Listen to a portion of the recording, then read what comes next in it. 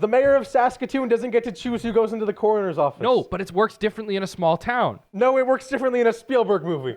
Okay. It works differently in a small town. Small It's towns all don't part- have coroner's office. They have funeral homes. Okay. They have. Same goddamn thing. No. It's straight to cremation in like any small town, dude.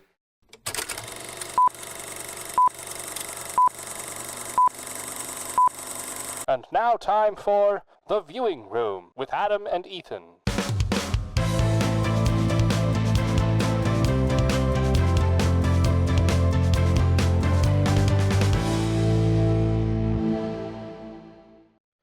Welcome to the viewing room, where we talk about films new and old, local and global.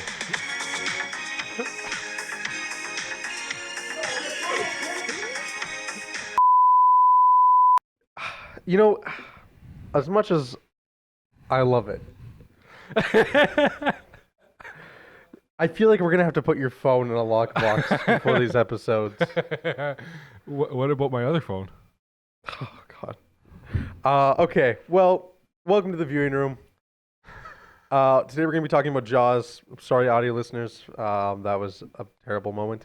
Yeah, I don't know. Sorry, not sorry. Good movie. It was released June 20th, 1975. I don't know, fun fact Wasn't about it that. Day. 74? No, I don't think Sure? so. Sure. He's sure? looking. You sure? I did research. You sure? I did more than 10 minutes of research. I didn't even do 10 minutes. Oh boy.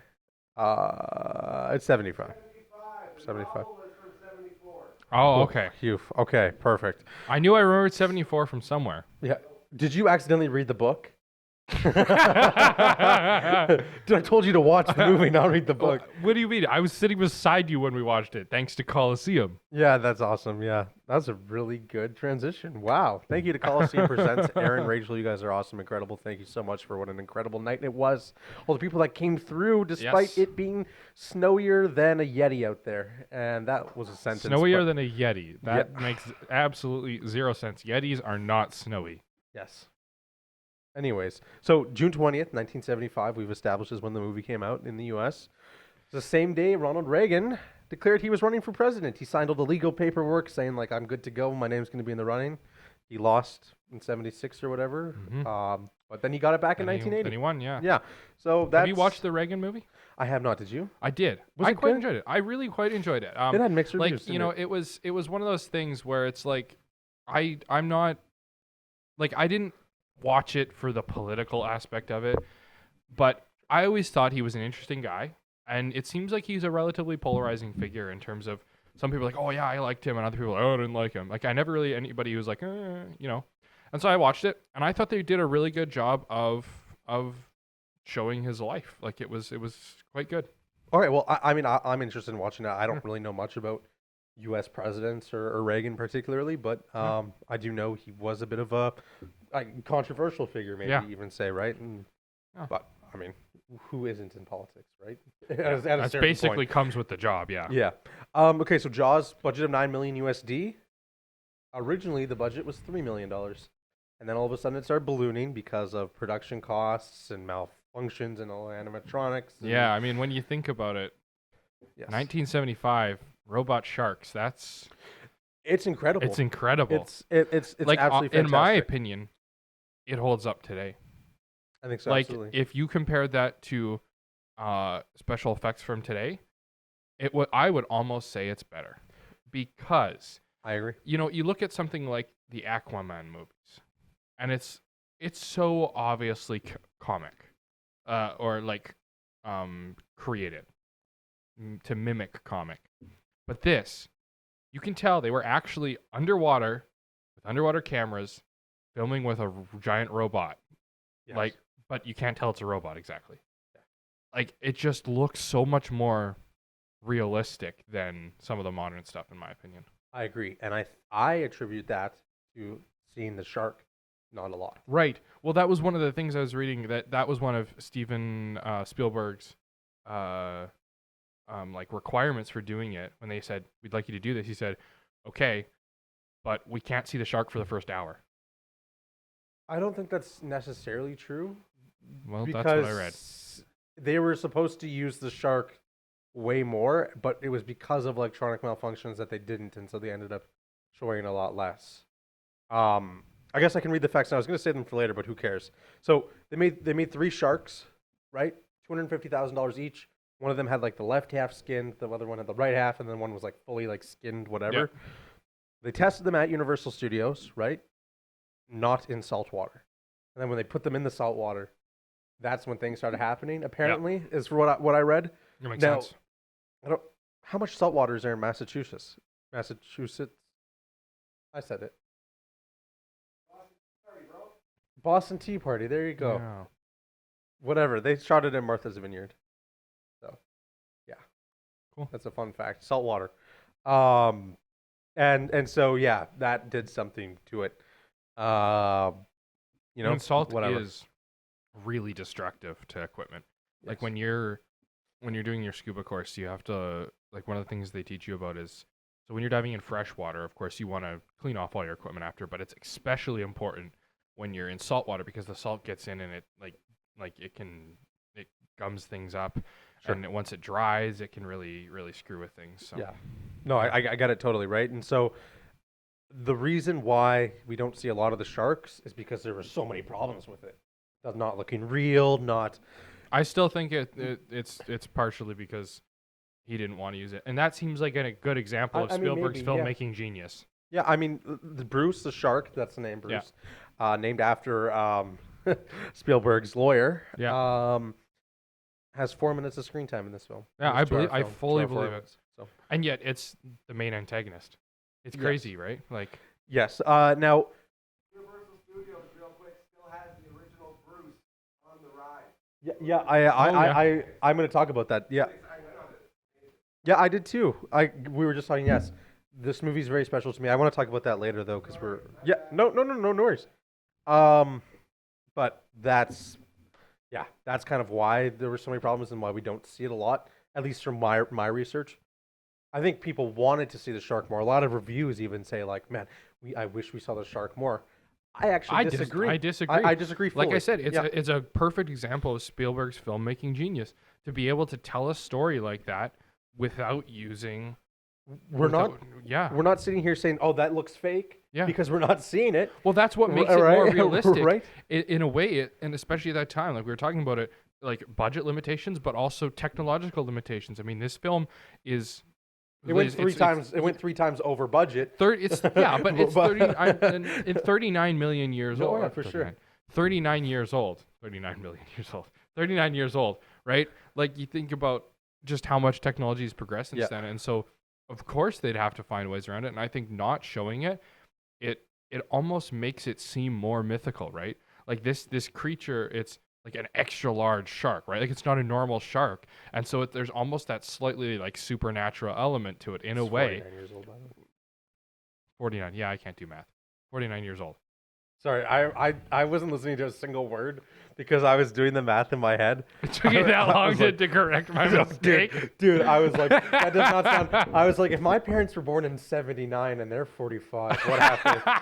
what happened here? It was like, my mind just got destroyed. Anyways, keep going. I lost my train of thought now. I did too. My bad. I'm sorry, bro. It's fine. Almost 50 years old. 50th anniversary is coming up. That's crazy. Yeah. I do think that it's fantastic that we don't see it in a way because it builds a certain suspense.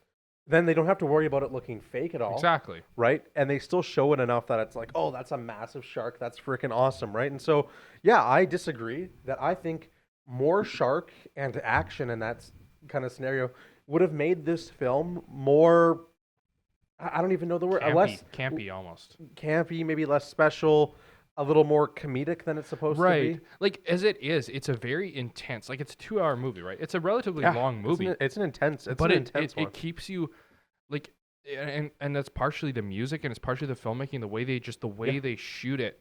You're like, oh, something's coming.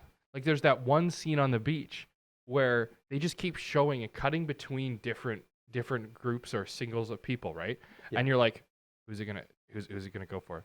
We know it's gonna be one of these people. Who's it gonna go for? Because they're all the underwater shots and such. And it's all that, and it's so intense. And And I think, yeah, if you kept showing the shark, it would feel less intense because we know what's coming. You know, I mean, we know what's coming, but we don't know exactly what's coming. And you know what?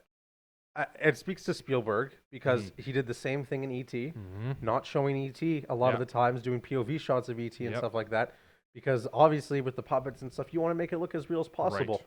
Which is why I'm going to make the other comparison here, and then we're going to get into a synopsis.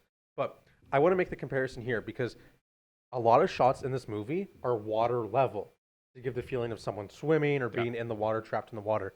He did the same thing in E.T. with the kids, shot hip level, because kids, giving the feeling like there's kids, we're interacting with children, this is how the kids are looking at it, right? Yeah.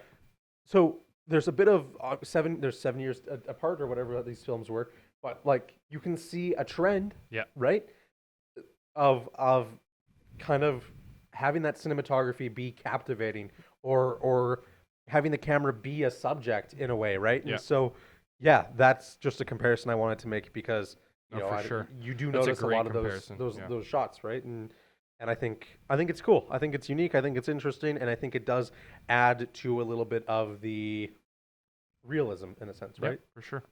Do you have anything you want to add before synopsis? No, let's do it. I really enjoy this movie. I'm gonna be honest. Yeah, it's fun. Fun movie. Okay, Jaws. When a young woman.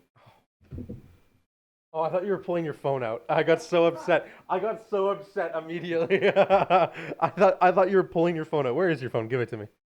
I'm not giving you my phone. Okay. Giving you my phone. When a young woman is killed by a shark while skinny dipping near the New England tourist town of Amity Island, Police Chief Martin Brody, played by Roy Scheider, wants to close the beaches, but Mary Larry Vaughn overrules him, fearing that the loss of tourist revenue will cripple the town.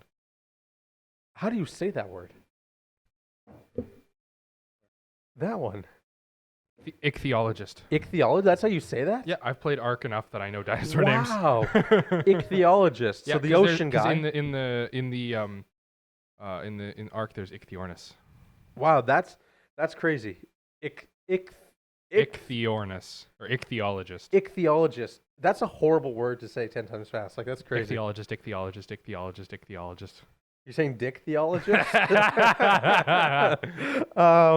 So, anyways, the ocean guy, Matt Hooper, comes in, played by Richard Dreyfuss, and grizzled ship captain Quint, Robert Shaw, offer to help Brody capture the killer beast, and the trio engage in an epic battle of man versus nature.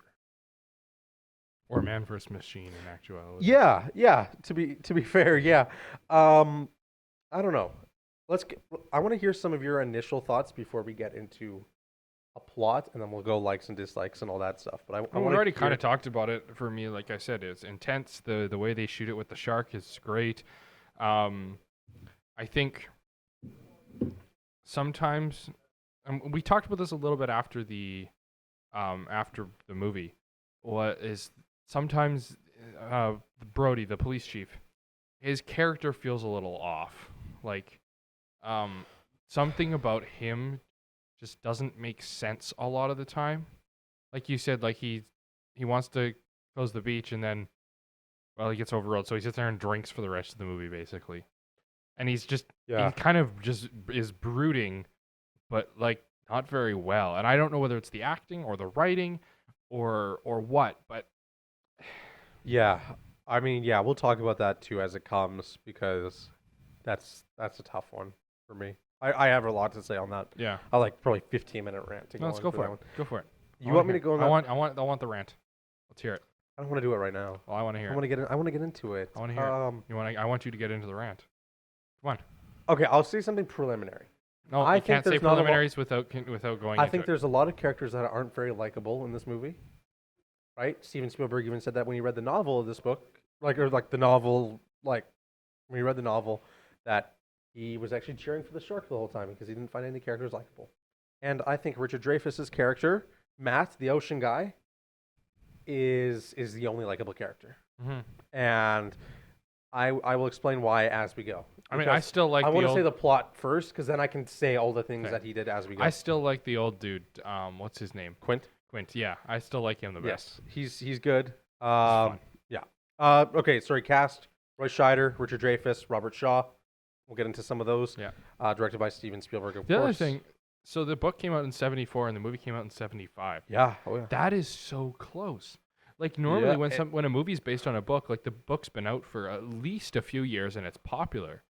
You know, like, And it's odd. Like it's almost like the book was written like that's a really short plus there was like timeline. 170 days of shooting. Yeah. So like Like, what happened there? yeah. And they had to make the animatronics. Right. They had to make all the things. Like So it's crazy. yeah. It would have like come out and then they were like, "Yeah, we're doing this," and like the next day it was budgeted and started. Like that's crazy. Yeah, that is pretty wild. Yeah. Okay. Plot, right? So we're in Amity Island. Okay, obviously Amity is a fictional place, kind of based Martha's Vineyard, whatever that place. Kind of, I think off of New York, I guess, whatever. Yeah, it's kind of in that Yeah. area. Yeah, and we're there. It's a little beach town. It's nice. We meet the sheriff, Martin. He has his wife and his kid. He has 2 kids. One. See, that's what always made me, because I thought he had 2. like a right. It's 2. weird. Yeah, he has 2 He kids. has 2 He has like a kids, little yeah. guy and like And then a le- little guy. less That's little guy. Yeah, yeah. But for some reason, there's so many scenes where it's just one of the kids. Yeah, Did you notice that? I did. I- that is weird. Aside from like the beach scene, when the one kid's in the water and the other kid's on the beach crying, and then they go to the hospital, like yeah. the dinner scene where Matt Hooper comes. There's only one kid there. You know what I mean? That is weird. Now the one kid follows the other brother around like with his boat and does whatever a lot of the movie. But like yeah, for most of the other scenes, especially in the town and in the house, Yeah. we only see one kid. We That's only see one weird. kid at the beach. Aside from like you know what I mean? Yeah, yeah, Interesting. for It is sure. interesting. That's why Huh. it was a little confusing. Yeah, that is. That is. Yeah. But obviously, he has a wife and 2 kids. Yeah. We're going to talk about that too, because I don't think Martin treats his family very well either. No. Like I said, I don't think this guy's a really likable guy. So we've kind of found out that there's a shark attack from his character. We know we saw the start of the movie. Lady kind of goes skinny dipping. They're kind of drunk, and she gets eaten by a shark. You want to talk about that quickly? Great opening. Yeah, I think it's a good opening. I mean, you don't fully expect. Well, you do expect it, and that's where I feel like it's not like. There's so many things that could be if you didn't know the movie was called Jaws, which, like, and I mean everybody knows this movie. You know it's a man-eating shark, right? But like, I can imagine like being shown this movie for the first time. If you hadn't seen the poster for it, like, would you know it was a shark? I don't know. And that's where I mean, they do the underwater shots where it looks like something swimming. They Yeah. do the bum, bum, bum, bum. Yeah, but we associate that with a shark. I'm just trying to think like if you would if this is 1975, you know, I your don't buddy know. says, "Let's go see this movie," and you're like, "Okay," you don't have any idea what it's about. Let's go see Jaws. I don't know. I couldn't tell you. I don't know. I just feel like it's interesting, but I feel like it's Maybe almost it too would have clear been to us. a surprise. Yeah, for sure, which right? sure, it's good, but I don't know. Well, the lady goes out. She's skinny dipping, doing whatever. She isn't an actress. She's actually a swimwear model. And one of like the guys on the production went to Steven Spielberg and was like, "Oh, hey, like look at this girl. She should do this." And Steven Spielberg was like, "Yeah, but can she act?" And the guy was like, "I don't know, but look at her." And so they got her. That's I found that on IMDb. But they hired her. She did whatever. They redid all of her screams in post because Steven Spielberg didn't like it on set there, and she was attached to cables in the water, being pushed and pulled by 5 people. And then they when she was doing her screams in post, they were pouring water down her throat while she was doing it. But there's 5 crew members pushing and pulling her under the water to make those splashing effects. Really cool. However, I think it's I think it's very suspenseful, very scary, but the dialogue is really crummy because she's sitting there screaming. Like if this happened in a movie nowadays, people would be like, "That is the worst thing I've ever seen in a movie." But you know what I mean? Because she's screaming and she's shaking and she's going, "Oh God, it hurts! Oh God, it hurts!" She keeps saying it hurts, and she's getting eaten alive by a shark, right? And I bet it hurts. But like, Yeah. I don't think that's like the first reaction. Like in what I would be like, oh God, I'd be like, shark, help, someone help. I'd be like going like. I don't going even on the know one- if you'd be able to articulate that. A shark just bit your Right, friggin' leg but off. she just keeps saying she keeps saying it hurts, it hurts, it hurts. Yeah. And so they redid Well, that you'd in think- post, and that's what they went with. But You'd like, think even just the screaming would be enough to get somebody to help her, but no, that I don't. That's one kind of almost plot hole. Is he just happens to pass out on the beat, like the guy that followed her, Yeah. just happens to pass out as she gets out there. yeah, It's just a little bit weird. I think the dialogue there is a little corny, and the performance is a little corny. Obviously, it wasn't an actress who did those lines. Does it work? Absolutely. I think the good thing about it is it's still scary. We don't see the Yeah. shark. That's why, like, if we would have seen the shark coming, maybe we'd been like, okay, that's a little bit too comical. Yeah. I still think this is a movie that's aged to a point where it's still kind of scary. Like Yeah, it's for not sure. like it's not like laughably bad scary. It's not like, a horror either, but it's certainly. it still has a good yeah. amount of suspense, right? And I've seen it a bunch of times, and I still got jump scared in the theater last Oh night. yeah, And I was did like, too. "What?" Yeah, yeah. And this lady in front of us kept getting jump scared too. It was that hilarious. was hilarious. On the one with the body, like the Yeah. big jump scare. Like That shit got me, and I had Yeah, to it pretend got- like it didn't get me because Yeah, I wanted to right. look cool in front of the lady. Right. but like, dang it, like no. and somebody like screamed right out loud yeah, too. yeah. Like it was, yeah. But no, like I think that kind of dialogue in a film now, people will be like, "Oh, that's not good at Yeah. all. That won't fly." I think it flies in this movie because like, and not in like, oh, it's an old movie, we can excuse it. But I think it still keeps that suspense with the music Yep. and her screaming and stuff. Even though her screams are so goofy, it is pretty scary when she gets sucked down under and everything goes silent because Yeah. it's shot so well. Yeah. Right. Well, and it's just so stark. It goes from, like it shows the good sound design too, because it goes from like building, Yeah. screaming and screaming, and then it's just the waves. Yeah. You know. Yeah, but yeah, I just like her dialogue there. I want a direct quote of what she says, but mostly it's like, "Oh God, it hurts," or like, yeah. So interesting. But anyways, the police station's investigating this disappearance, and they find out that it is a shark attack because of the coroner. The coroner's like, "Hey, by the way, this was a shark attack. It wasn't a drowning, nothing like that.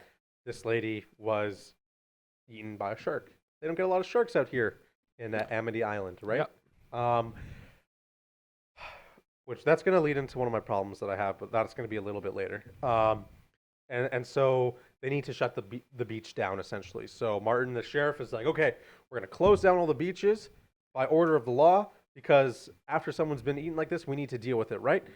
So the mayor comes and he's like, "Whoa, buddy, you can't be closing down beaches because." We're a summer town, we're a Right, beach like town. we make all of our money here, and we need the beaches open for like 4th of July and all that jazz. Yep. So please don't close anything down. And he's like, "Listen, like a lady got killed by a shark," and the mayor's like, "Okay, well you can't go around telling people that because there's going to be a widespread panic. So we can't close the beaches down."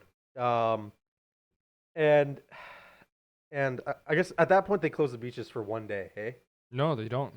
they don't. Hey? No, they don't. Do they bring the coroner back right then? Yeah, because then then like the next scene, he brings the coroner in, and he's like, I was wrong. It was actually a boating accident." Yes. This is my biggest problem. I'm going to talk about this.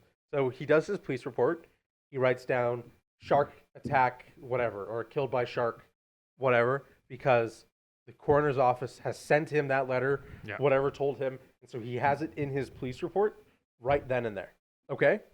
Then in the next scene, we've already established that's how the girl was killed. The audience knows, the police officer knows, the sheriff of the town knows, the mayor knows, and the coroner knows, right? Everyone who needs to know knows.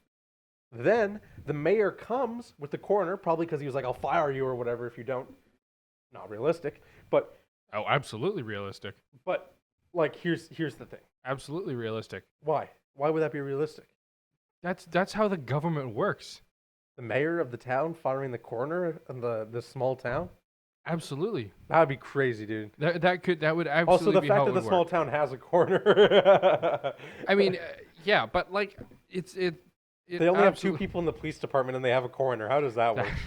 Well, it's probably just the doctor. But here's the thing.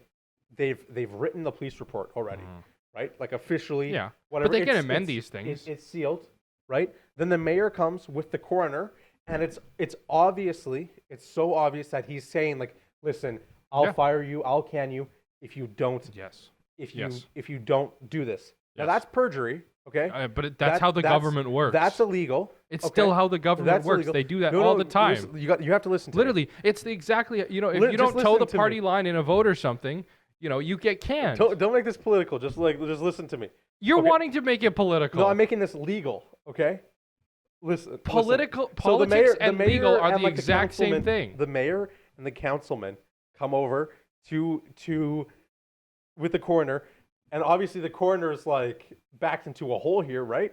But the coroner's like, yeah, by the way, it wasn't a shark attack. She drowned. Okay. Boating accident. Now, or boating accident, whatever. Okay? Now, the sheriff of police, the head of the law, the head honcho, is like, knows that the coroner is currently actively lying to him right now. He does nothing. He doesn't like arrest him or anything. I looked up the sentencing, at least for that in Canada, okay? Not in the US, in Canada. That's a 14 years prison sentence right there for doing Yes. that, for a coroner But doing what that. do you think what do you think is going to happen? Because he doesn't have any proof that the coroner is lying. Because know the he has report proof? the Because- reports because can he change. wrote on the No, police but thing- reports can change. It happens all the time But they where would they say bring- something they would and then bring they in go a back. second opinion. Right. So they bring in a So- second opinion, but the mayor doesn't want that to happen. And if the coroner But tried the to bring mayor in a doesn't have second jurisdiction over a dead body. Do you understand? The mayor of Saskatoon doesn't get to choose who goes into the coroner's office. No, but it works differently in a small town. No, it works differently in a Spielberg movie. Okay. It works differently in a small town. Small It's towns all don't part- have coroner's office. They have funeral homes. Okay. They have. Same goddamn thing. No. It's straight to cremation in like any small town, dude.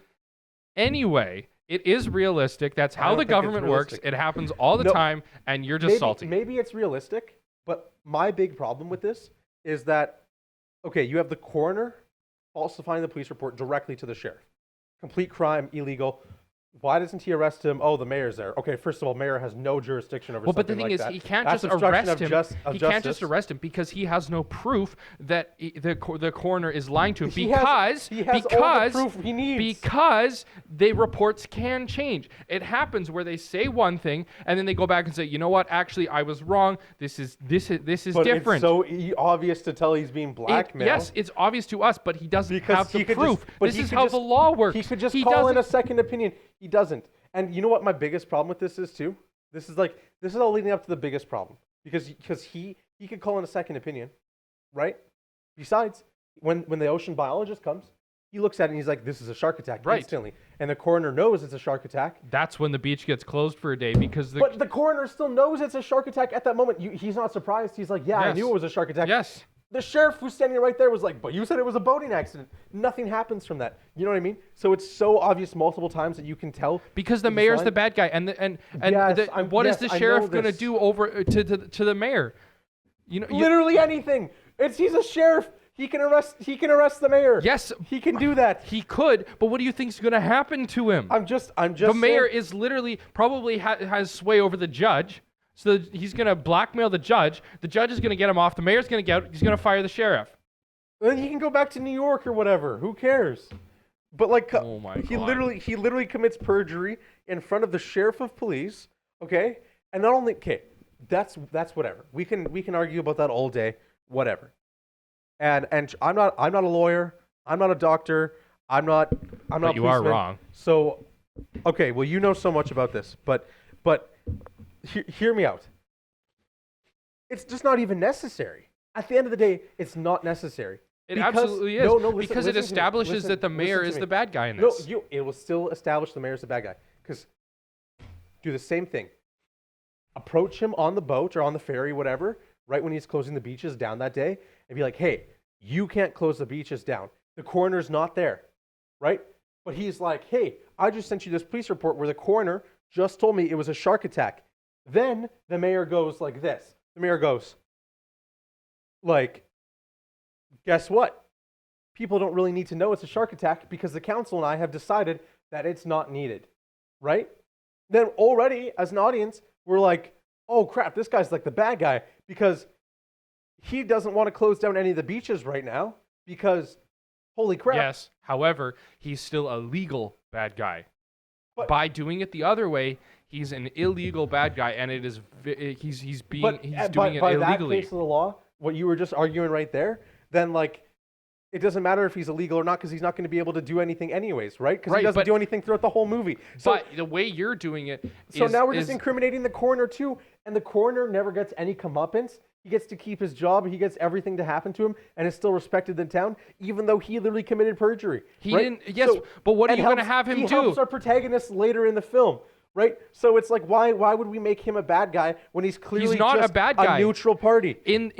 I did not view that and think he was the bad guy for committing perjury.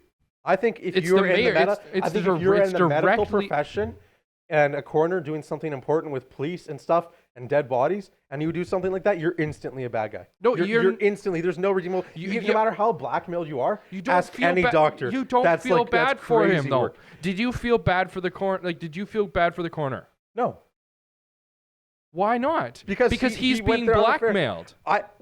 But here's the thing. He didn't even need to be there. If the mayor had just come up and said, Yeah, but that's not the point. The point is in the way I'm it just was saying, written man. here.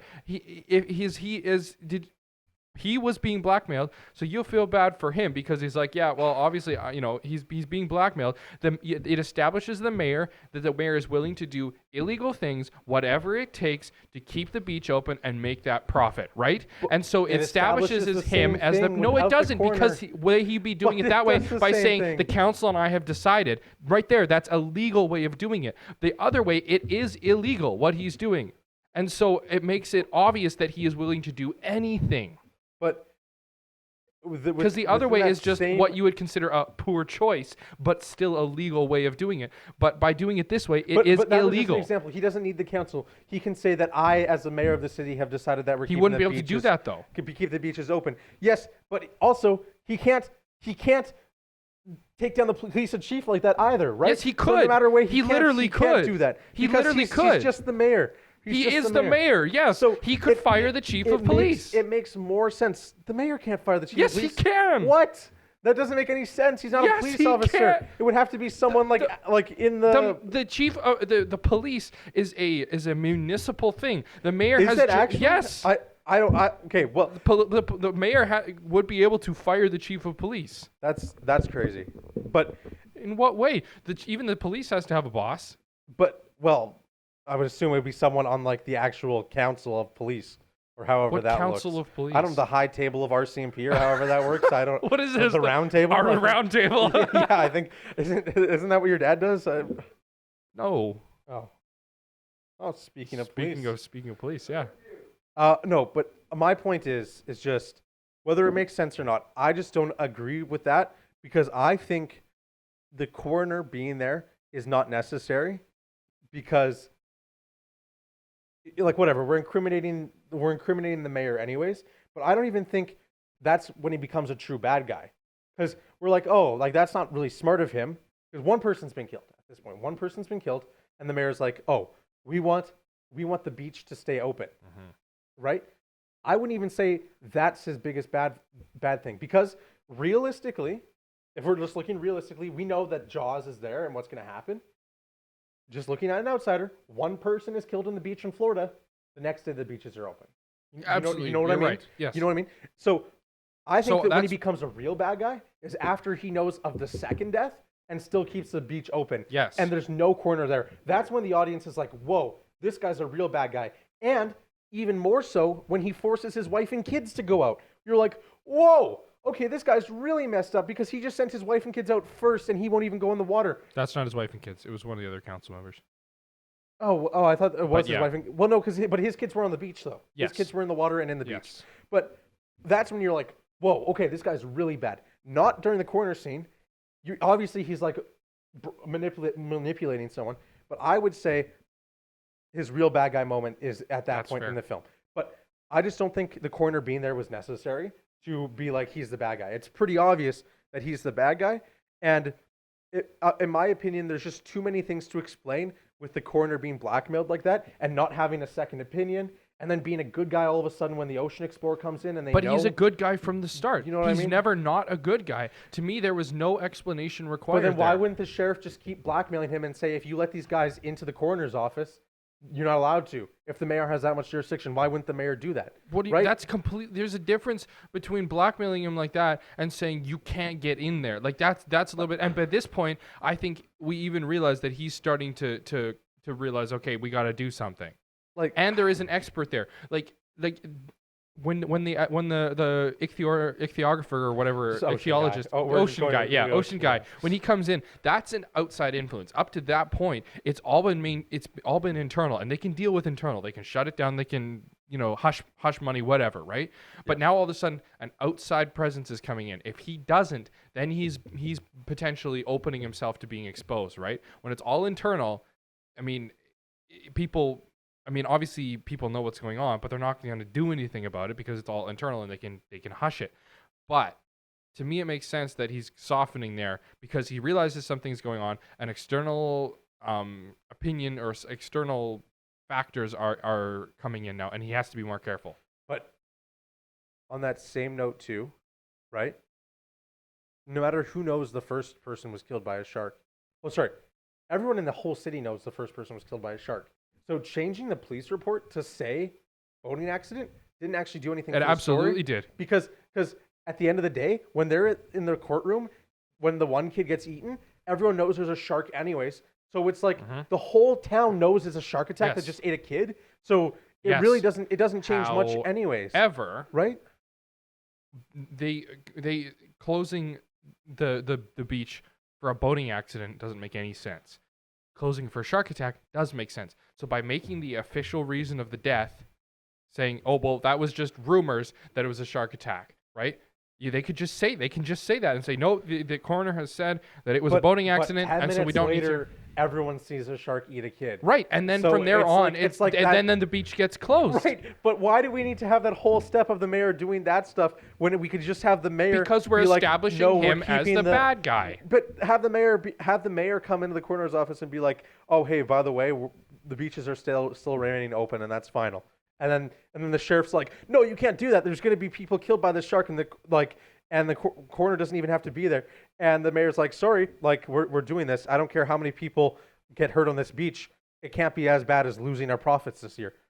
You know what I mean? And then we don't have Yes, to but bring as in the I said coroner and make before- an unnecessary. As thing I with that. said before, making it illegal reinforces the fact that he's willing to do anything. Neither of them get like any comeuppance, though. You know what I mean? There's no Yeah, There's because no- they're scummy bad guys. like I don't know. It's not necessary in my opinion, Oh, because That's it's fair. just like it just I don't because now the coroner is a good guy, and he's a good guy all along. but he falsified all those documents, right? Because he was being blackmailed. If you're being I don't- blackmailed, like I said- you're being blackmailed, are you a bad guy? I get being blackmailed and stuff like that, but I also think that in a medical field like that, doing something as illegal as that is, or like falsifying evidence in a court, then you're just already just a douchebag, Well, right? but Like, what if he's saying, "I'm gonna kill your wife and kids if you don't," right? then you tell the fucking sheriff that he's gonna kill my wife and kids.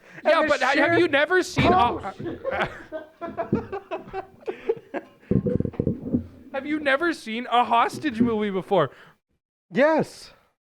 Well, then you would know the problem with that. This isn't a hostage movie. This is a You don't shark know. movie Maybe he has his wife in and the kids middle hostage. of a fictional town. Maybe he has the wife and kids hostage. You don't know. I don't think a guy who inspects dead people is having very, very great sex. I don't.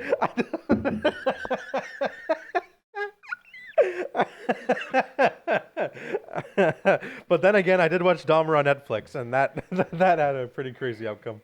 But I'm just saying that for me, that was a good conversation. It's just for me that felt like it wasn't necessary because the coroner still helps, and maybe he is a good guy all along, but it just doesn't feel necessary to establishing the mayor as the bad guy. Because like I said, the true bad guy moment is when we find out that he's willing to put his kids in danger just to prove to everyone that, like, hey, by the way, the beach is safe. Even when he's the one who knows most of all it's not safe, right? He has a good reason because he doesn't want everyone else to be scared of the beach, right? But, like, that's just my point. I'm not going to convince you, so. I'm not going to convince you. I mean, you're wrong, so I'm the one that's trying to convince you. I mean, whatever. Maybe I'm wrong. I don't know much about this. To me as a viewer, I'm just saying like That's it doesn't make a lot of sense. And yeah, I don't know. Like, if you come up with a better argument as to why, I don't need a better argument. I just don't think that he's the bad guy is a good enough argument for why the coroner's there, because I just think the coroner just isn't a necessary part of this scene in any capacity. He has one line, and then he just goes to the back of the boat and stands there, and it's like, yeah, it was a boating accident. And he goes back, just boom. He just doesn't even need to be there. That character doesn't even need to be there. Yeah, but Just there's a lot the of mayor come up. yeah, and be but like, there's a lot of "Hey, by the way." unnecessary characters in every movie. I don't know. And I that think to me, I is think just, that it's nitpicky on my end. It is I think nitpicky. I think there is no issue with having it. I think they handled it well. I think it makes it seem like he's more of a bad guy, and I don't have any problem with it. Oh. In fact, I think that way is better than what you proposed. Okay. And it probably is better than the way I proposed, because I proposed my method without thinking for 2 seconds. I just kind of said it out loud. Right. If I was Steven Spielberg, I would probably put more planning into my movies. But I'm not Steven Spielberg, so I don't plan anything.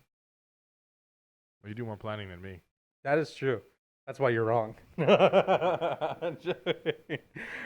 But yeah, I don't know. Like I said, it's a nitpicky thing on my end, anyways.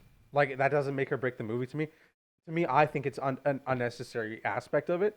Obviously, you think it makes him more of a bad guy, and it is necessary.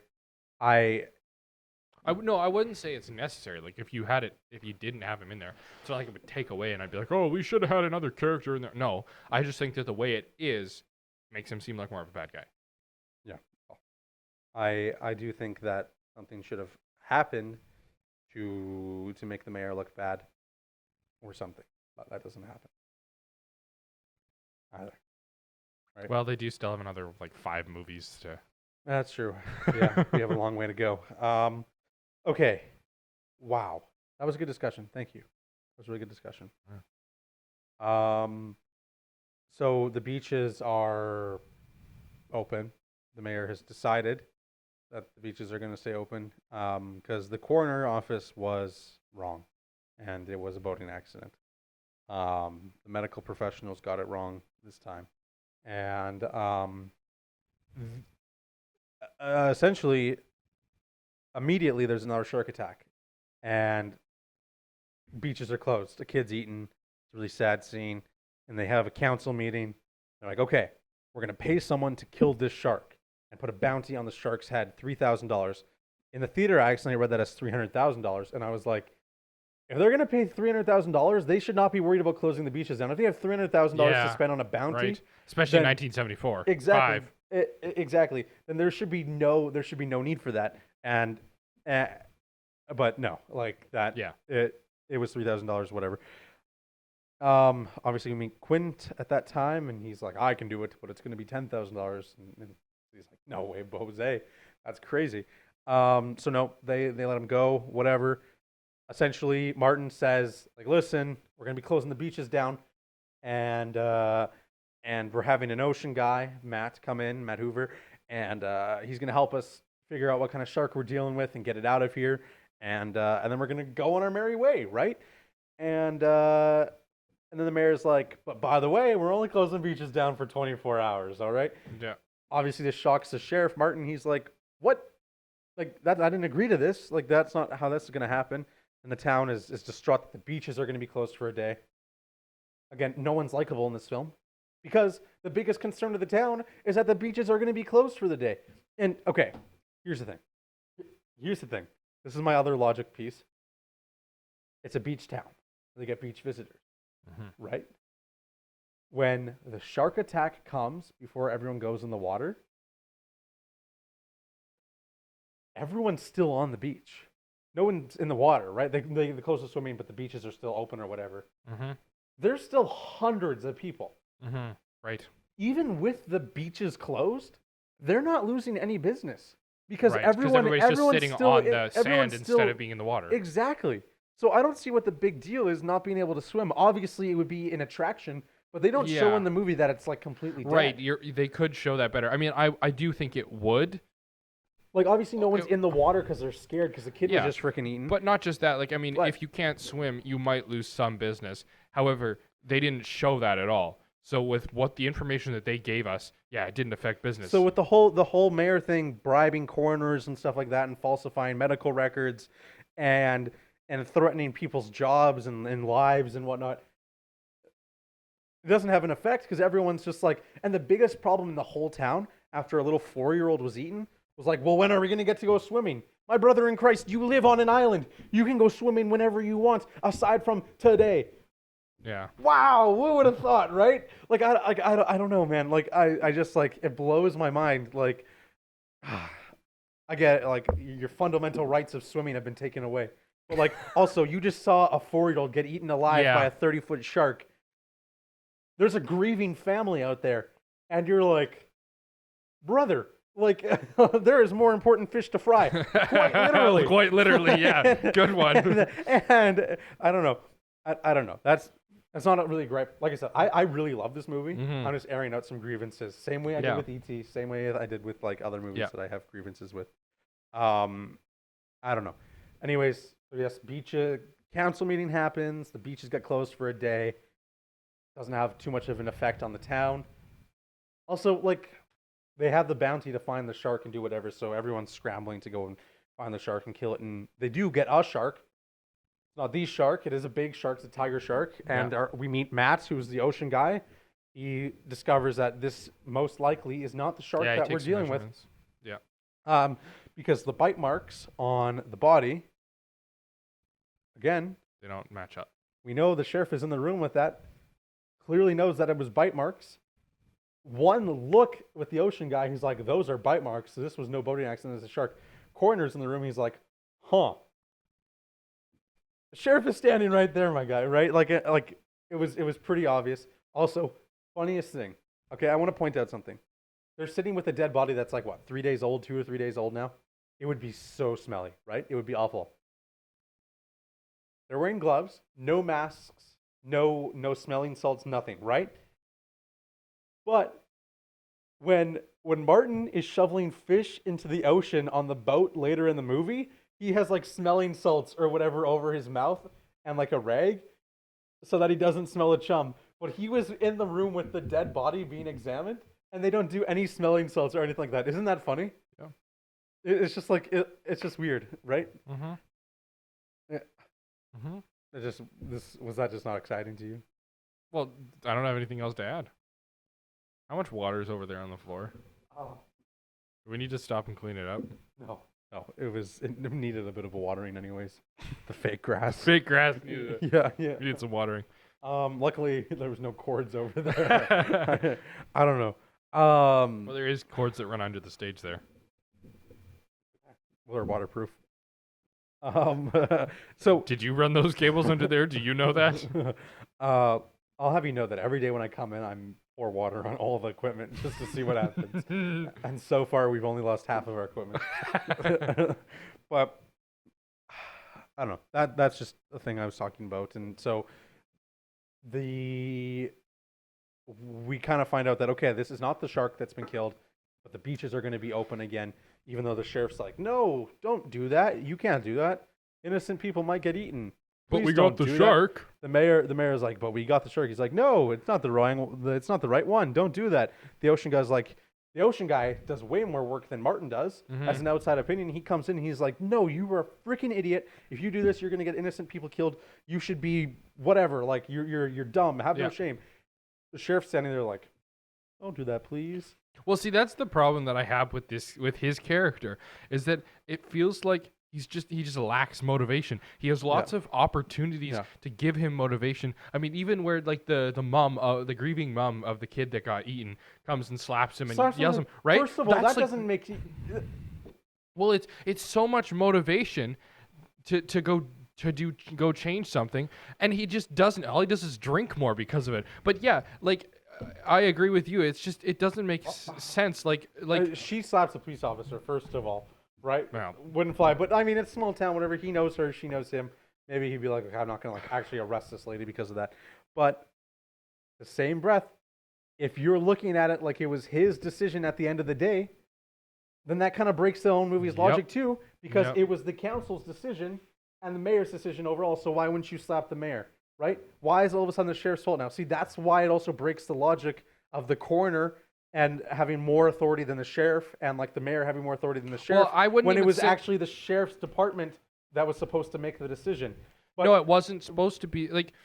Well, here's the thing though, is that it looks like it was the sheriff or the police chief of police's decision, but it wasn't. But people don't know that because it's the chief of police that actually enforces it. So it just looks like the police made the decision. But the lady was at the council meeting. Yeah. So she saw that it was like, hey, by the way, the city council's true. here, and they're agreeing to shutting down the beach for true. the time. Yeah. You know what I mean? So she literally saw that the mayor was like, whoa, okay, the beaches are going to be closed, but only for a day, Yeah. right? That's And then true. she's like, the beaches were opened the next day, and my son was killed. This is the sheriff's fault. But it was the mayor who said to the entire council that, whoa, guys, listen, he wants to close the beaches, but we only close them for 1 day, so we're going to do the 1 day thing. That's very true. That's kind of my point there. Like it just it doesn't make or it makes sense. Again, I'm just nitpicking. I'm just doing whatever. I don't think it makes sense. I just think it breaks the logic there with her slapping him. Yeah. Obviously, it's trying to show that he feels guilty in some capacity, but he doesn't take any action on that other than getting on the boat to kill the shark. And I'm drinking more. He decides that he wants to kill the shark, but most of that's also because of Matt's influence, like the ocean explorer guy. Yeah. And so Martin really just kind of takes it in a way and is old espresso depresso, and Matt's the one who stands up for him. And so it's kind of like, I don't know. I just think Martin was kind of an L in this movie for most of it because he did a lot of questionable things, right? And I don't know. Maybe I'm being too hard on the guy because he's under stress and he does feel bad for the kid, right? But like, he wants to do some action, but at the same time, his action isn't really. Well, he doesn't really take a increased lot or of action. He doesn't show him taking. And I like- think it shows him pondering about what the best course of action is, but he doesn't actually do action until the end of the movie when he kills the shark. Well, and like we could show a lot more strength of his character by having him stand up a little bit more to things. But Yeah, and it's Matt who stands up even more to the mayor than Martin does. Martin stands up and sticks up for the people and is like, "Whoa, like this is dumb, don't do this." But Matt actually goes off on him and is like, "Yo, like this is not cool." But whatever. We beat that like a dead horse, and so, essentially, you beat dead horses. You know, I've never understood that expression. I don't know. Like, do people just go and beat up a dead horse? It's like Family Guy skit. Yeah, literally. But I don't Like know. the time I beat that dead horse. Cut away to Peter just beating on a dead horse. But the beaches do open again, and there's another couple of sharks attack. We do see the. I guess we see the sheriff's kid in the water with his raft, and he's trying to get away from another shark. And a man gets his legs bitten off in that attack, and the mayor's kids are in the water, and they get out and they're free and whatever. And his other kid goes into shock because oh shoot, like this is bad. So now the sheriff's kid is in the hospital, and the mayor comes to visit and talk and do whatever. They're like, hey, like we should probably close the beaches because I was like, my what's kids your were out change of there." heart? Yeah, my kids were out there. Oh well, now all of a sudden, yeah. And I see, and then that doesn't even make him look like that much of a bad guy either. No, you're right. Because now he finally wants the beaches to be closed. But in a way, So we're it does sort of, if you look at it from the idea where it's like now when it's he only his cares about kids, him. Yeah. But yeah, no, I agree. It's odd. there's just some like odd choices there. I think personally within the character itself, right? But obviously he's not a great guy, morally questionable for sure. Yeah. The town's kind of like, okay, we're closing the beaches now, and we're gonna get the shark. So they go out with Quint, the captain, and they're gonna pay him $10,000 to go and get the shark. And from there, for the rest of the movie, we don't see mainland Yeah, it's just until on the boat. last shot of the movie. And I like this choice Now, I was thinking while I was watching it, like, oh man, I wonder what the other characters are doing, right? I literally was thinking about that in the theater. Like, I wonder what his wife and kids are doing now, and how the town is doing. They don't really focus on them enough. They They don't develop their characters enough to really make it. see, and here's my other problem, right? They have all these tourists coming in. They finally decided to close the beaches, and there's going to be a huge economic effect. But they decide not to show any of that at all that Right, we've built up yes. and focus on the shark. Now, I think it's a better choice to focus on the boat, on the shark, keep the action and suspense, whatever. That's a great choice. We're not having 3 different plot lines. But if we're focusing so much on the reasons why the beaches aren't being closed due to the economic factor of fictional Amity Island, Yeah. I don't think it's smart to not show any of the economic Oh, impact. for sure. I agree. Yeah. Because that's literally, you're telling me the whole worry was that if we close the beaches down, this town is going to go under. Yeah. But we're not going to show any of the effects when we close the beaches down for 3 days when they're Yeah. lost at Right. sea. Yeah, I agree. It's odd. It doesn't. But But then again, like you say, it's a great choice to I think not that's a fantastic show land. choice. Yeah.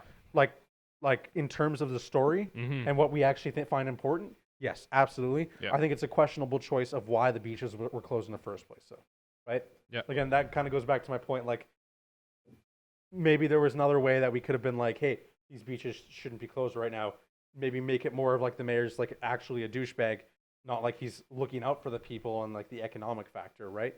Yeah. From a certain point of view, it's like, hey, like maybe if it's gonna destroy our community, maybe we shouldn't close down the beaches because it's only a couple people a day, right? Like a couple $1 million in our pockets is a little bit better, right? But you know what I'm trying to say? Yeah. Like I don't know. Yeah, I got you. But in terms of story, it makes perfect sense that we're focusing on And then Jaws. when they do that, it works. It's quite well done too. Like Yes. Yes. all the stuff on the boats and. Yeah, so we have some whatever. Yeah. We can kind of fast forward through this part. Yeah, Quint's teaching them how to do the boats. Yeah. They're trying to learn how to be fishermen and do whatever. And Martin's not great on boats, and he causes a lot of problems for Matt. He accidentally ties him up to the boat in an accident, and they're kind of like putting barrels on the shark to like shooting harpoon barrels Markers to kinda, tire the shark and do whatever and and pull to him track under. it. Yeah, and to Yeah. keep it tracked. That's not really working. The shark's pretty tough and strong. Obviously, we're dealing with at least a 25-foot shark. Yeah.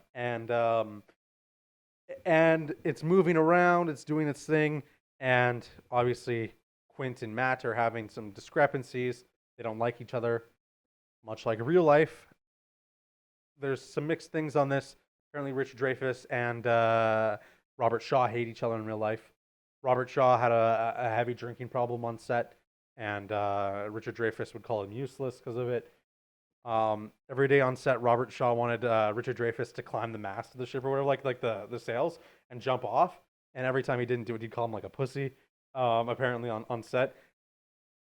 So they didn't like each other at all. Apparently they had a reunion and stuff, and they were going to play in a movie together or do something.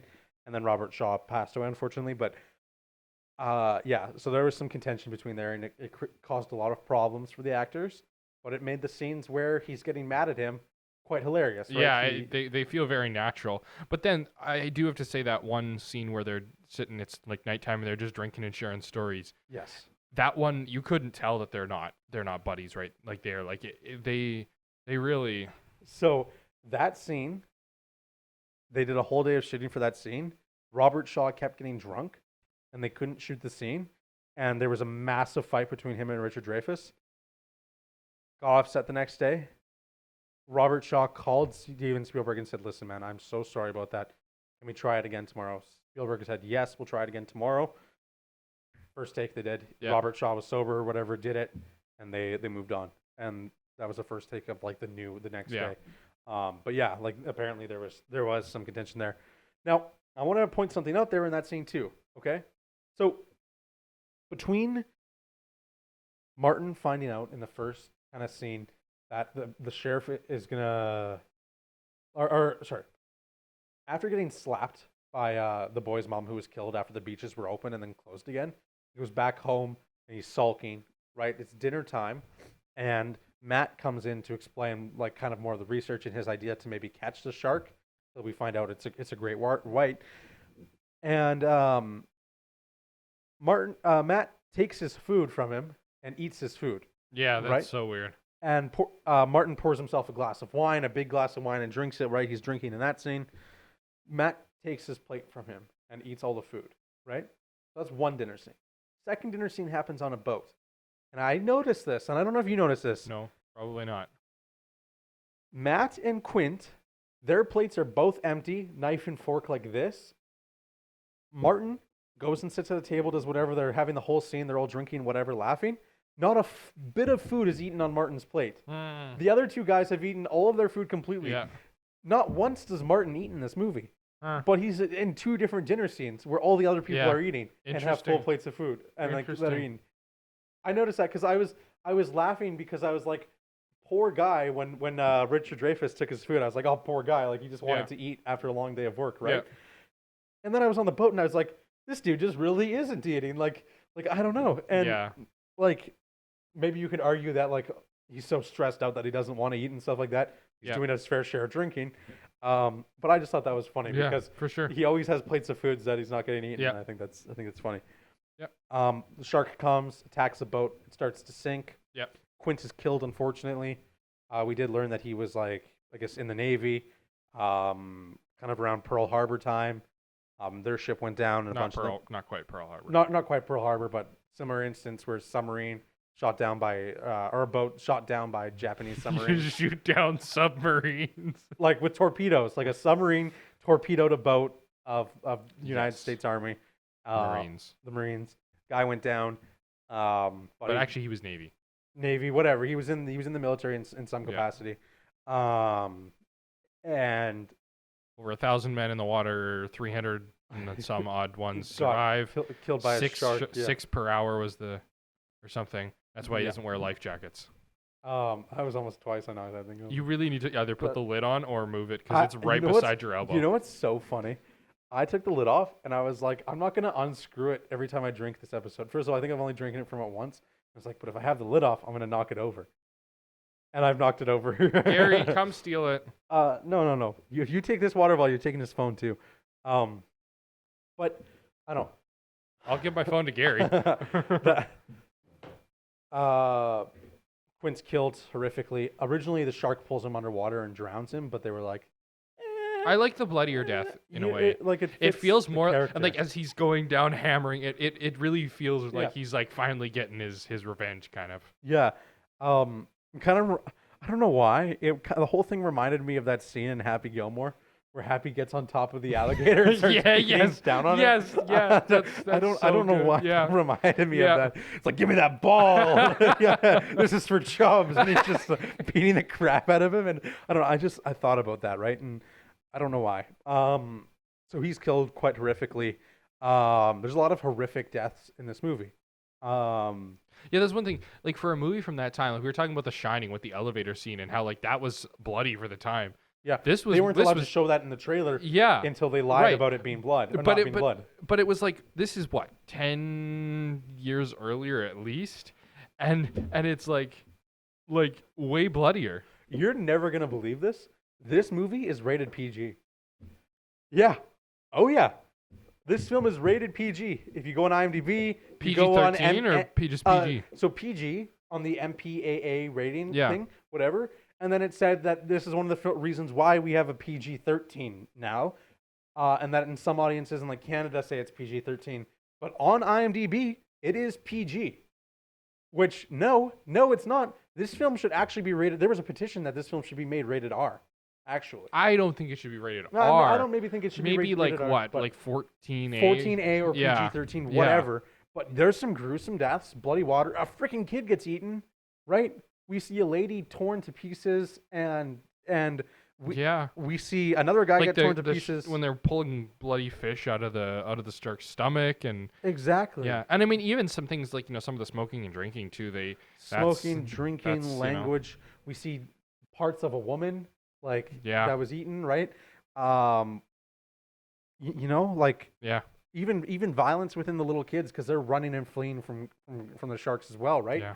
A kid gets eaten, right? And so. But then again, I know 8-year-olds who played COD, so. Yeah.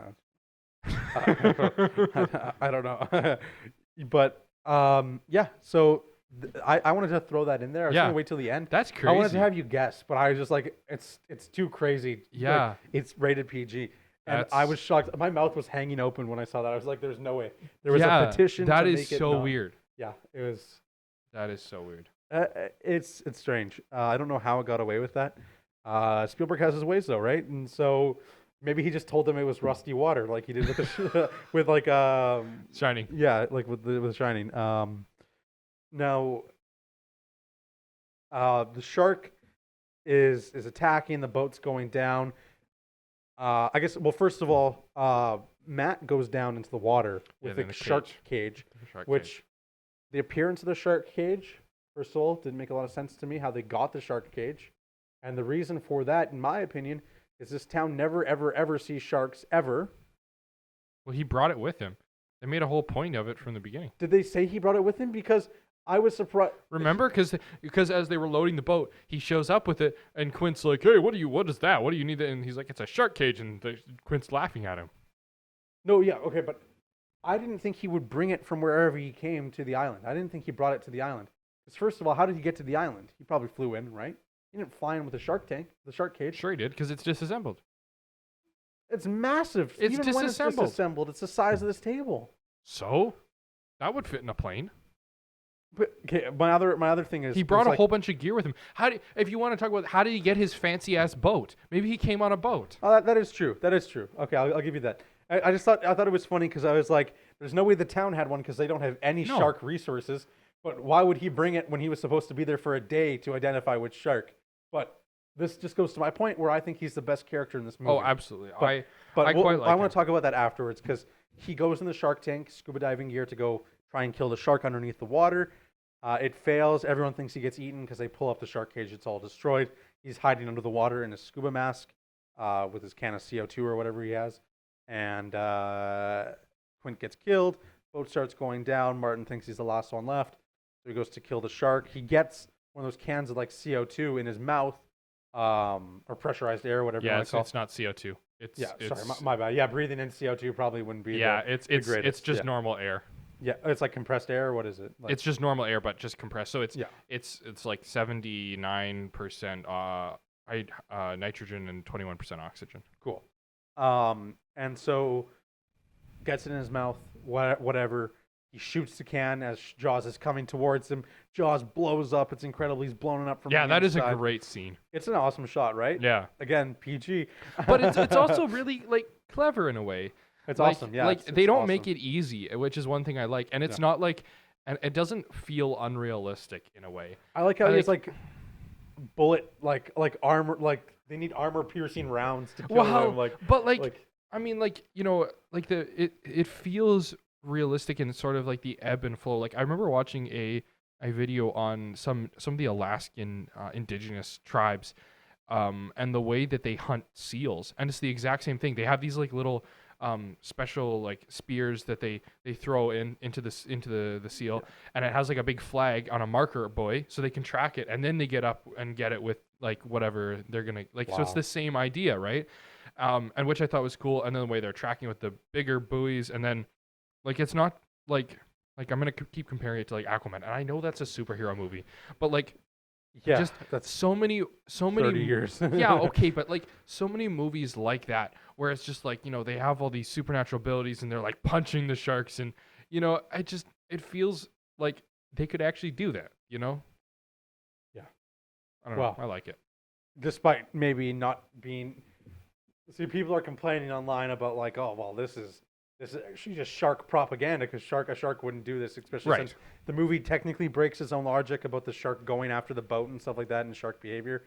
But Yeah, it's a massive I mean, freaking and- shark that wants well, to kill, but so also, who cares? But right? also, I'm like, just I mean, yeah, and like Martin, he goes on these big rants about the shark behavior and everything. It's like, I don't know anything about sharks, but I know that he's probably not spouting real information there. well, even if it was real information, the shark doesn't follow that information that he gives, right? Yeah.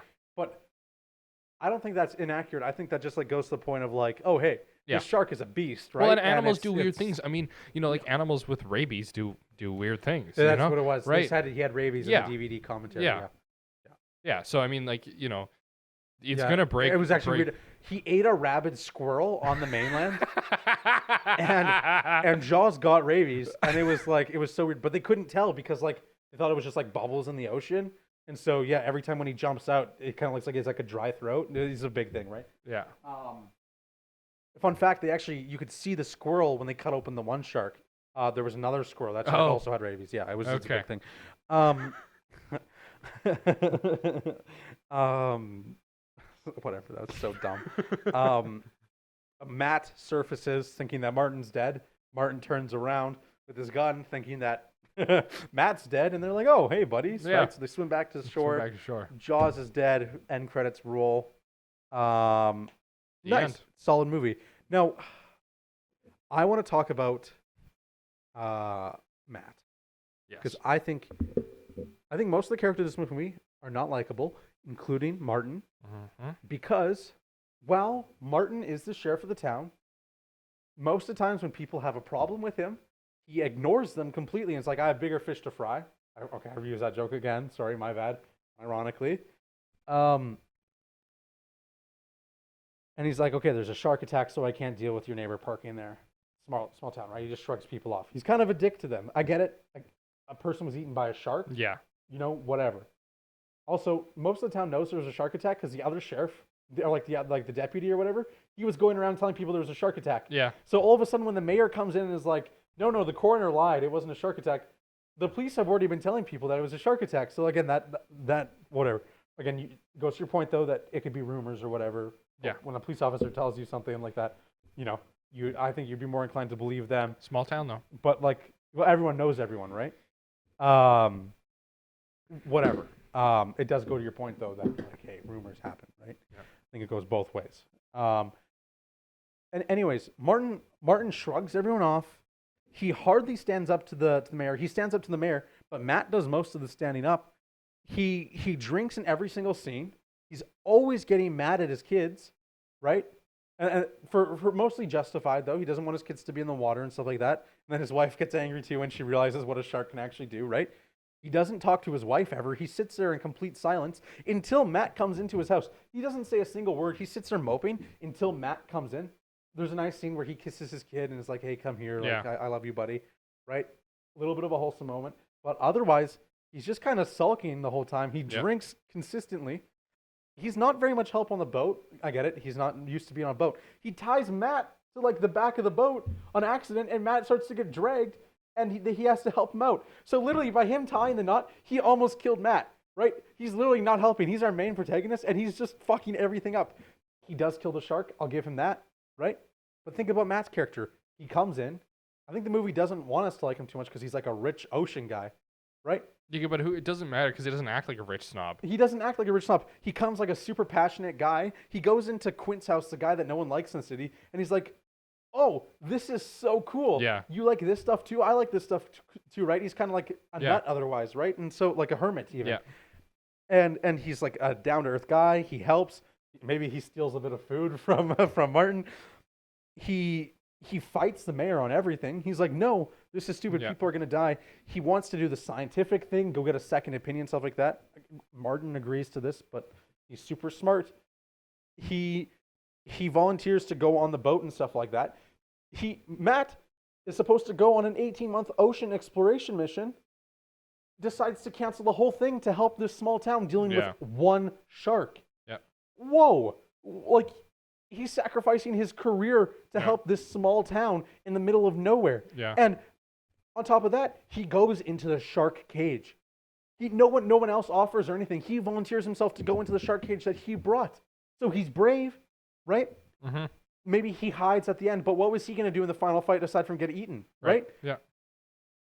I'm with you. He's a good guy through and through. He's way more likable than Martin. Mm-hmm. He's way more likable. Maybe he argues with Quint a few times about who's like the real captain of the ship or questions his authority, right? Obviously, he's like a biological scientist expert, and Quint has the experience and real life practical things to maybe back some of that stuff up. But Matt is always trying to be a good guy and help out and do all that stuff, and takes way more action than Martin. So yeah, I would say Matt, played by Richard Dreyfuss, is actually the most likable character in this whole movie. He's also the funniest. He doesn't sulk, right? You know what I mean? Yeah. He literally sacrifices his life like 2 or 3 times just to save this small town when he could have left and gotten rich, gotten paid on this massive exploration that he decided not to do.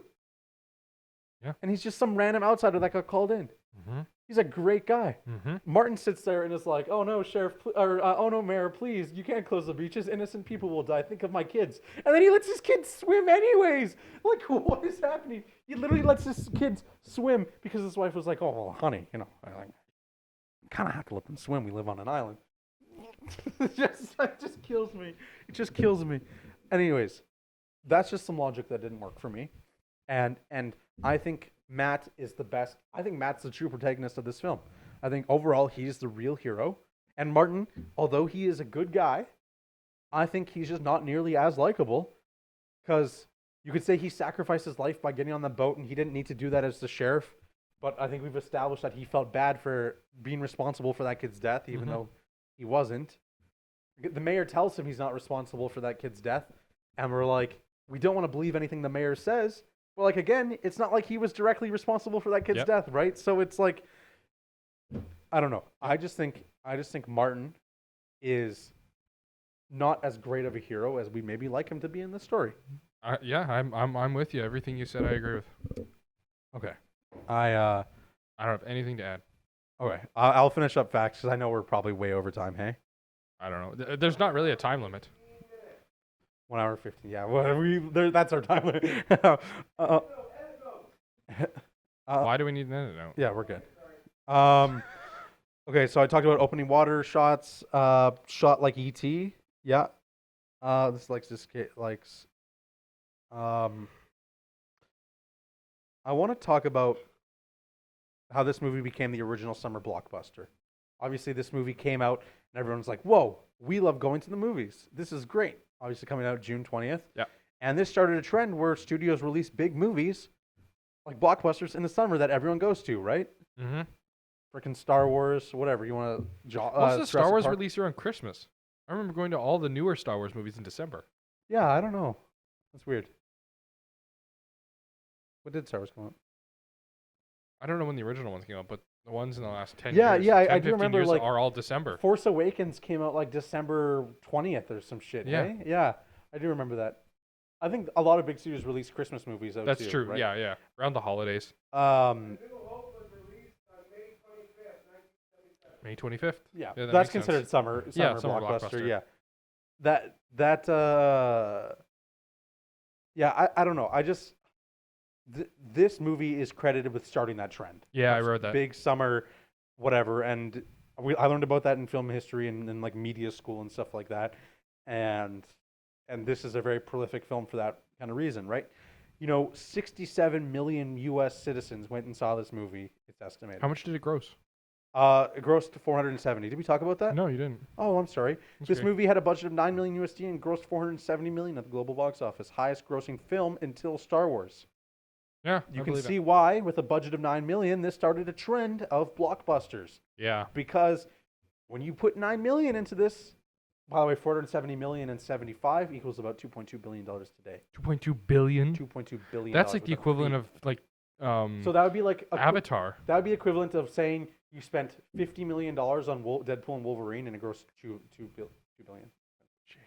Yeah. I mean, isn't that what one of the Avatar movies did? Oh, I'm was it- sure, right? Yeah. But yeah, this was the highest grossing film until Star Wars. Before that, it was The Godfather. Oh, Godfather. I think We got to 72. do Godfather one of I these think days. 72. Now that's funny because that was the highest grossing film was $100 million. Holds that record for 3 years or so. Boom, Jaws comes, 470 million. yeah. Obviously, studios are like, oh my God, people are flocking to this film. 67 million people in the U.S., which is approximately 1/3 of the entire United States population went and saw this movie the in time. theaters. A third. Could you imagine a third of the U.S. going to a movie now? Crazy. Like Yeah, that all would- those people, that's insane, man. That would be like 120 million.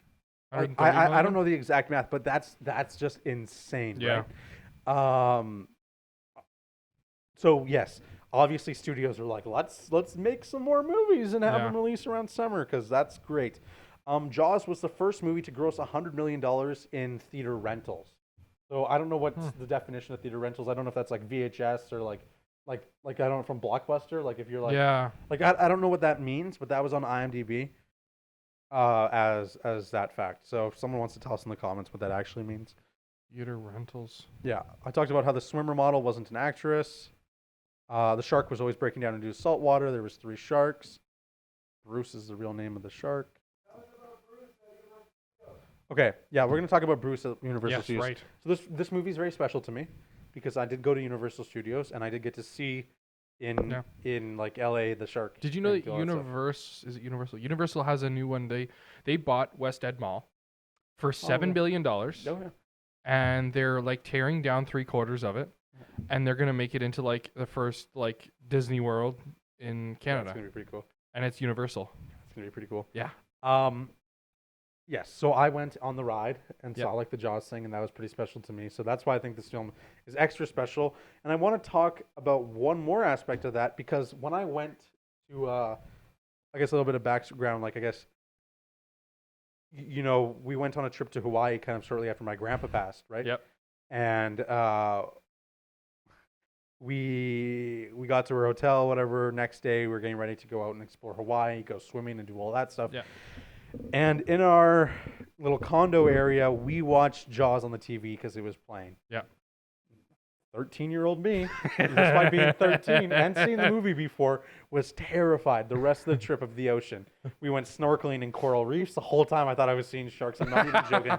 I was so scared the rest of the trip of the ocean. Yeah. Right? And man, I don't know. It just brought back a good memories for me because this film was scary. And there is some scary moments in this film, and that shocks me why it's PG.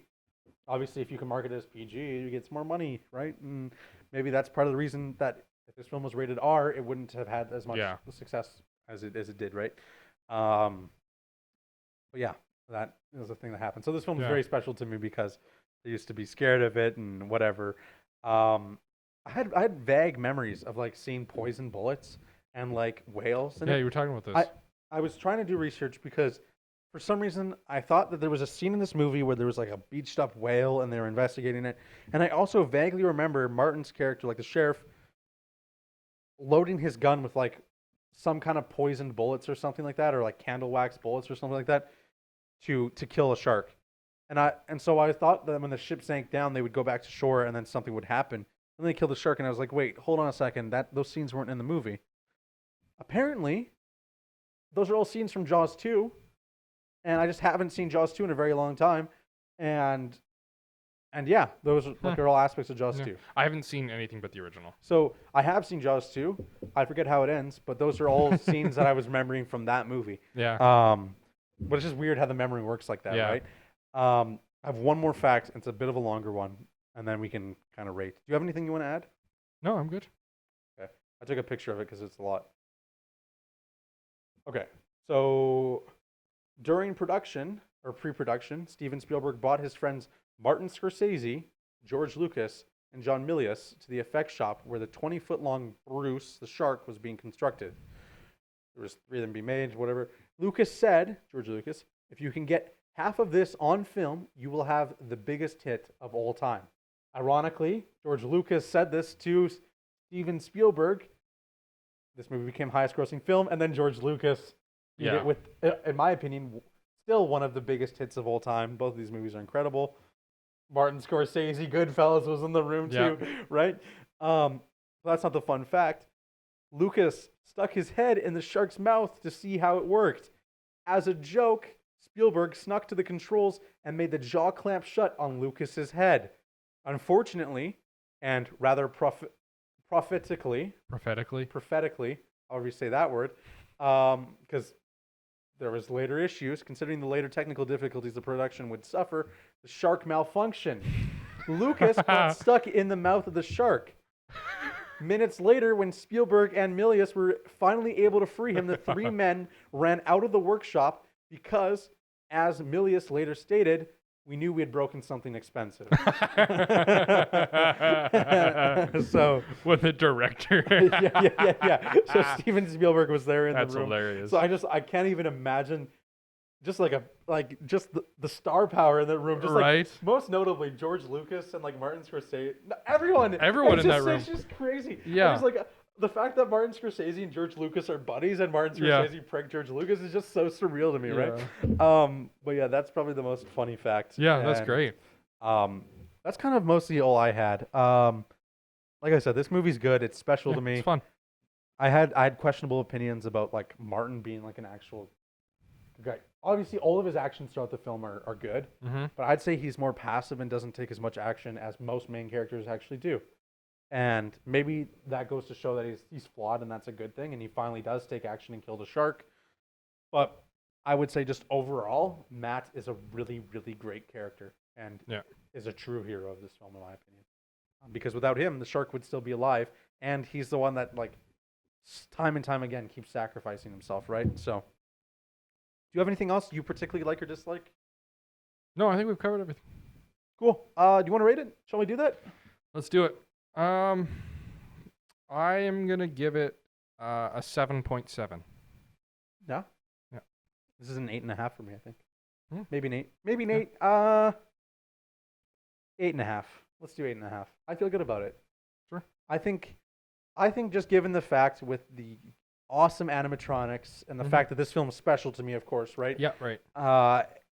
And just how good the performances, we talked about that too, right? There's some solid performances.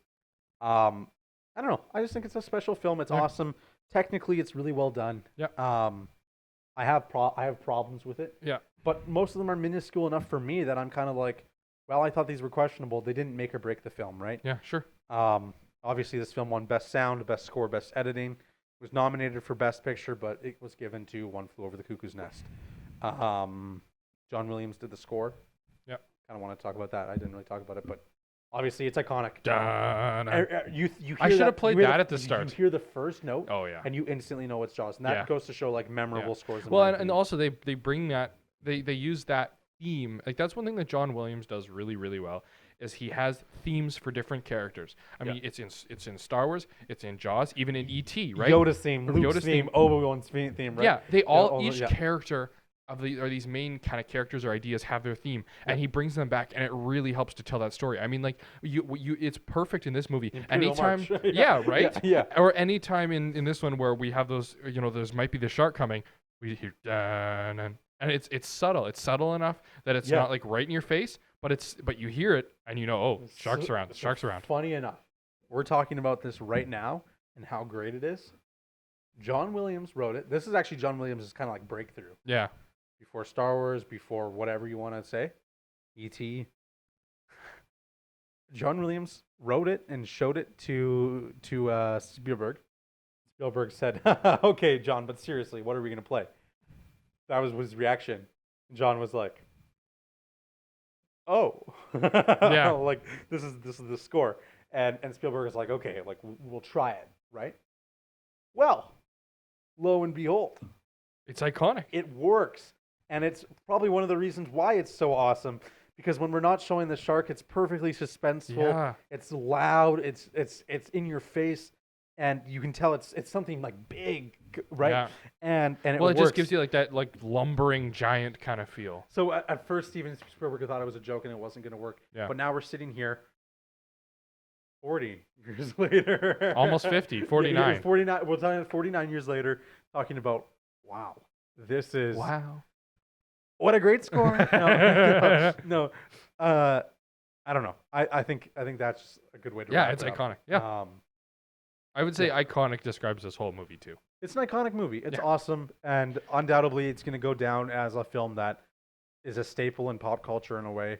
And it's nice how a film can be so prolific and not win Best Picture. You know what I Mhm. mean? I think that just goes to show, like, awards aren't everything. Oh, At absolutely. the end of the day, I mean, that's why I don't really follow the Oscars. I follow the Oscars because I like like- to watch like things that people find really good, Yeah, and I like to talk about the accolades because it does give it some credibility. it does. Yeah. But again, we talk about films all the time that didn't win in their categories or any Yeah. categories that we find incredible. Yeah. And I think that just goes to show preference, other things, and how awards really just at the end of the day, while they can establish credibility, there are more important things. Yeah.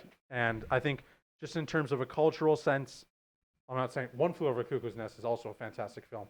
Deserved it for But sure. how many people know that compared to Jaws? If I you say would Jaws, say too. everybody knows. Even if they haven't seen Exactly. it, they've heard of it. Yeah, right? exactly. This is just accredited with giving that summer blockbuster feel and all those Yeah. cool jazz Yeah. things. And yeah, I don't know.